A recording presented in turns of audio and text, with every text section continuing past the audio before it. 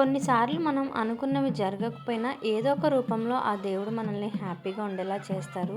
వైకుంఠ ఏకాదశి రోజు టెంపుల్‌కి వెళ్దాము అనుకున్నాం. ఆ రోజు మా పాప బర్త్‌డే అయిపోవడంతో ఇంట్లో హడావిడి అయిపోయింది. ఇంకా మేము షాపింగ్ కోసం అని చెప్పి బయటికి రెడీ అయ్యి వెళ్తున్నాము.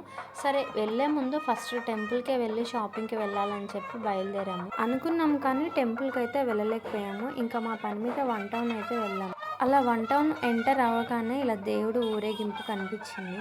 వెంటనే వెహికల్‌ని సైడ్‌కి ఆపేసి ఇద్దరం దేవుడిని దర్శించుకున్నాము. ఈరోజు వన్ టౌన్ వీధుల్లో ఇలా దేవుడిని ఊరేగించి గుడిలో పెడతారంట. ఇంకా మా బావ కూడా కొంచెం దూరం వెళ్ళారు.